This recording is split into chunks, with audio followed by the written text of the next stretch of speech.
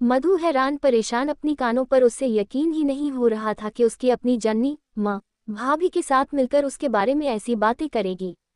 ऐसी कौन सी बात मधु ने सुन ली हैरान परेशान वाली। इस कहानी की शुरुआत होती है मायके की लाडली मधु से ही।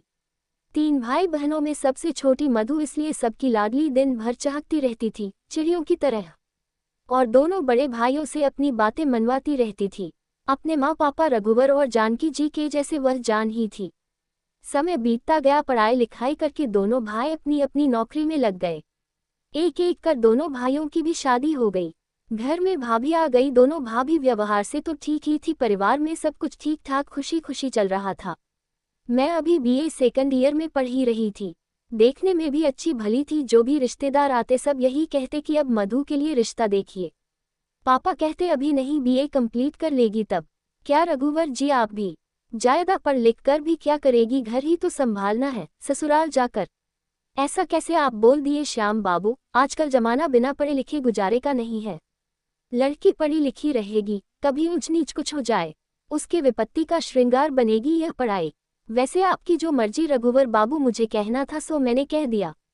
पुनः अरे रघुवर जी, लड़का देखने में भी तो समय लगेगा। देखते देखते ये दिन कैसे बीत जाएगा पता भी नहीं चलेगा आपको।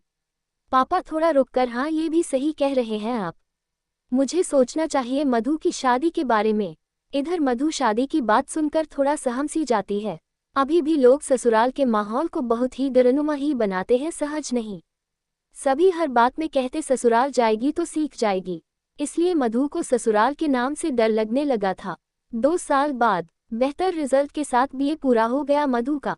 कई जगह जाने के बाद मधु के लिए एक अच्छे वर की तलाश रघुबर जी की संपन्न हुई। आज हमारी मधु की शादी है मयंक बाबू के साथ। पेशे से बैंक मैनेजर हैं।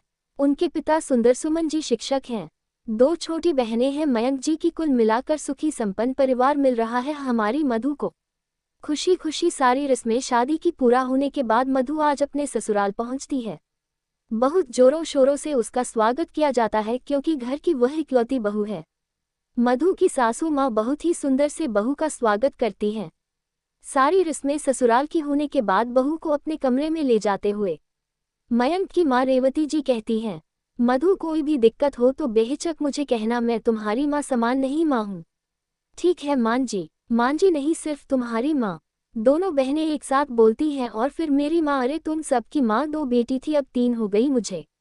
हंसते हुए, चलो अब मधु को आराम भी करने दो। मैं तो करने दूंगी आराम, भैया करने देंगे तब तो, खिंचाई करते हुए। मधु को हैरत हो रही थी कि यह सिर्फ मेरी सासू माँ का दिखावा था, या फिर सच में मयंक जी की माँ ऐसी है। सभी आज तक बोलते रहते थे सास बहुत गर्म होती है, ससुराल में जीना मुश्किल कर देती है वगैरह वगैरह। ये तो बिल्कुल विपरीत है। तभी मयंक बाथरूम से फ्रेश होकर आते हैं। कहाँ खो गई मेरी मधु, बस कहीं नहीं हुई यूं ही मयंक की बाहों में लिपटते हुए आपके बारे में ही सोच रही थी। क्या क्या क्या? अभी नहीं बताऊंगी, सो जाए। दोनों सो जाते हैं कल की नई सवेरे और नई उम्मीदों के साथ। सुबह जब आंखें खुलती हैं मधु देखती है कि रेवती जी सारा काम कर चुकी होती है। मधु पहले तुम स्नान करके पूजा कर लो, फिर सभी साथ में नाश्ता करेंगे। जी ठीक है मधु माँ, आपने मुझे जगाया क्यों नहीं? कुछ काम में हाथ बटा देती मैं भी।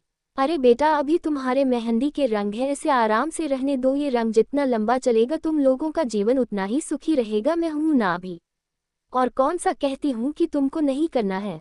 मेरे बुढ़ापे का सहारा तुम ही तो बनोगी। 2-4 दिन इसी तरह बीत गए। मधु मुझे मम्मी के यहाँ जाना है। कोई बात नहीं रेवती जी ने कहा। मयंक मधु को जाओ मम्मी के यहाँ से घुमा लाओ। ठीक है माँ। जब मधु अपनी मम्मी के यहाँ जाती तो 1 सप्ताह 2 सप्ताह रुक जाती। यह बातें सुंदर सुमन जी को अच्छी नहीं लगती। हमेशा कहते कि आप बहू को सर चढ़ा दिए हैं बेटी कहकर, शादी के बाद इतना कोई मायके जाता है क्या? रेवती जी कहती कि अभी बच्ची है, नासमझ है। जब बाल बच्चे होंगे तो खुद ही जिम्मेदारी का एहसास होगा। थोड़े दिन में समझदारी आ जाएगी कि ससुराल ही उसका अपना घर है। अभी तो मैं हूं ना, घर देखने के लिए बच्ची है, जाने दीजिए। धीरे धीरे समय अपनी गति से बीत गया। 5 साल बाद 2 बच्चे की माँ बन गई मधु, लेकिन फिर भी उसका आदत नहीं छूटा मायके जाने वाला। जब मन हो तब कोई बहाना बनाकर मायके चली जाती। बच्चे को अपनी माँ यानी रेवती जी पर छोड़ देती निश्चिंत। इधर मायके में दोनों भाभियों को इसका इतना बार बार आना जाना अच्छा नहीं लगता था। ना ही माँ को दोनों भाभीयों के बीच मधु की वजह से हमेशा अनबन अच्छी लगती थी। इस बार मधु जब मायके आए मयंक जी के साथ, रात में तो सब ठीक था। सुबह मधु जब बाथरूम की तरफ जाने लगी, उसने सुना कि माँ और दोनों भाभी उसी के बारे में बात कर रहे हैं। वह थोड़ा ध्यान लगाकर सुनने लगी। दोनों भाभी कह रही थी कि क्या दिक्कत है मधु जी को अपने ससुराल में, इतनी अच्छी सास, इतना अच्छा परिवार मिला हुआ है, फिर भी जब देखो तब यहाँ आ जाती हैं। कह तो भाभी सही रही थी, मुझे ससुराल में कभी ससुराल जैसा लगा ही नहीं, लेकिन मैंने कभी इस बारे में सोचा ही नहीं। दुनिया जैसे बोलती थी यही भ्रम मेरे दिमाग में भी लगा हुआ था कि ससुराल यानी लड़कियों के लिए सजा खुद तो आती ही है, मयंक जी को भी लेते आती है। स्वागत में कम खर्चे होते हैं क्या? माँ भी बोल रही थी। हाँ सही बात है, इस वक्त तुम दोनों झगड़ा मत करो, मैं मधु से बात करूंगी। तभी मधु माँ से लिपटते हुए, आज के बाद मैं बिना किसी ओकेजन कभी नहीं आऊंगी, यही मेरा फैसला है, यही सही है माँ। मधु की आंखों से आंसू जैसे रुकने का नाम ही नहीं ले रही थी। नम आंखों से ही तुरंत वह मयंक जी के साथ अपने ससुराल पहुंच जाती है। रेवती से लिपटकर फूट फूट कर रोने लगती है और कहती है मेरा मायका छूट गया दहलीज के उस पार। रेवती जी, अरे पगली, तुम्हारा दूजा मायका हमेशा तुम्हारा इंतजार कर रहा है, अपने घर को रोशन करो, यही तुम्हारा असली मायका है। माँ ने कहा।